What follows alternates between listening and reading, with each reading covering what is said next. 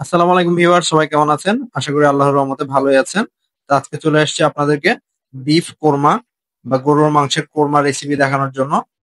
এই স্টাইলে আপনি গরুর মাংস বা খাসির মাংস যে কোনো মাংসই কোরমা তৈরি করে নিতে পারবেন।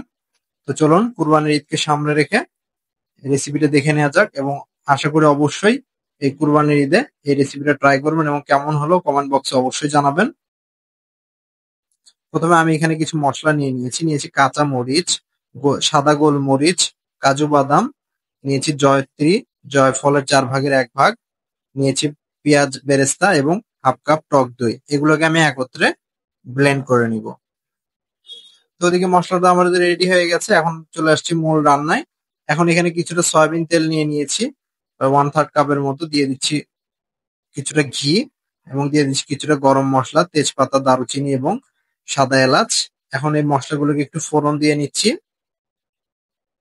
মশলাগুলো ফোড়ন দেওয়া হয়ে গেলে তখন আমরা দিয়ে দিচ্ছি পেঁয়াজ কুচি। এখানে হাফ কাপের মতো পেঁয়াজ কুচি নিয়েছি আমি। এবারে পেঁয়াজ কুচি গুলোকে আমি একটু ব্রাউন করে ভেজে নিব। দেখুন পেঁয়াজ কুচিটা আমাদের ব্রাউন হয়ে গিয়েছে। ঠিক এ পর্যায়ে আমরা আদা রসুনটা দিয়ে দিব। আমার আদা রসুন একসাথে পেস্ট করা ছিল, আমি 2 টেবিল চামচ দিয়েছি। তারপর দিয়ে দিচ্ছি আমি হাফ কাপের মতো পেঁয়াজ বাটা। এই পেঁয়াজ বাটাটা অবশ্যই দেওয়ার চেষ্টা করবেন, তাহলে আপনাদের ঝোলের যে ঘনত্বটা বা গ্রেভিটা এটা অনেক ঠিক হবে এবং খেতেও ভালো লাগবে।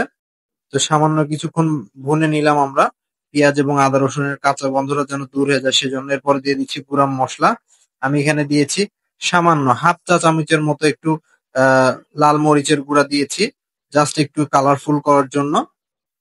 আর দিয়েছি আমি জিরার গুঁড়া 1 চা চামচ। আর আমরা যে মশলা স্পেশাল মশলাটা রেডি করে রেখেছিলাম সেই মশলাটা এখানে ইউজ করছি আমি।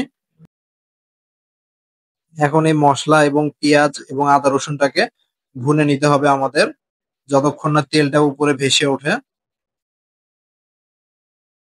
দিচ্ছি লবণ। আমি এখানে 2 চা চামচ লবণ নিয়েছি। লবণটা প্রথমের দিকে একটু কমই দিবেন আপনারা, তারপর টেস্ট অনুযায়ী বাড়িয়ে দিতে পারবেন।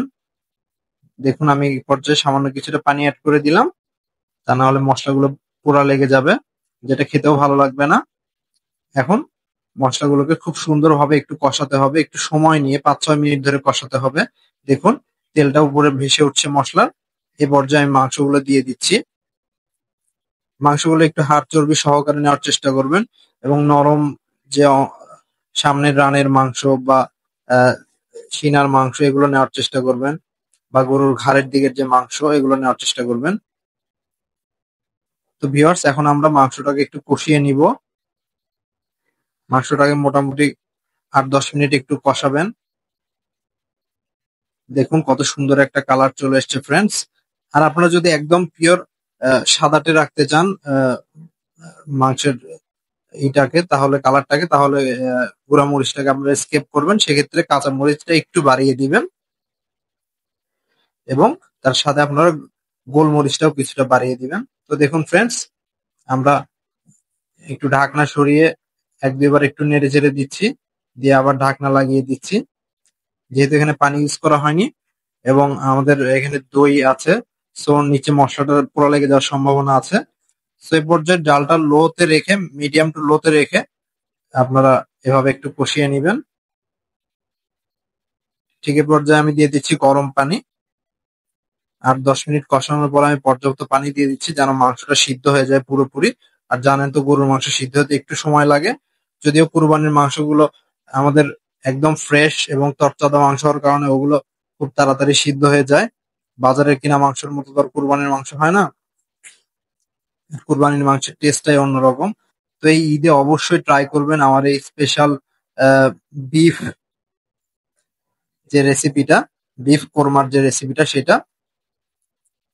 তো এই পর্যায়ে মাংসটা সিদ্ধ হয়ে গেছে, এই পর্যায়ে আমি গুঁড়ো দুধ দিয়ে দিচ্ছি 4 টেবিল চামচ, এবং 1 চা চামচ দিয়ে দিলাম চিনি। এটা আপনার টেস্টটাকে এনহ্যান্স করবে বা বাড়িয়ে দিবে এই 1 চামচ চিনি। আপনারা চাইলে এখানে তরল দুধটাও দিতে পারেন, তবে গুঁড়োর দুধটা দিলে দুধের কাজও হবে এবং এটা টেস্টটাও ভালো আসে। অনেক সময় দুধ দিলে দেখা যায় ফেটে যায় তরল দুধ দিলে। এ পর্যায়ে দিয়ে দিলাম 1 চা চামচ গরম মশলা, গরম মশলার গুঁড়া।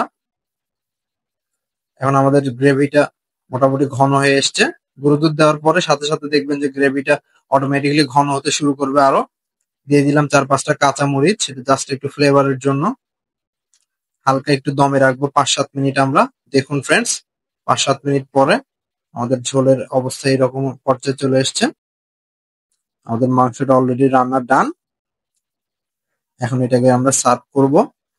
এটাকে সাদা ভাত বা সাদা পোলা বা রুটি পরোটা যে কোনো কিছুর সাথে খেতে পারবেন, এবং এর টেস্টটা অস্থির লেভেলের ছিল ফ্রেন্ডস।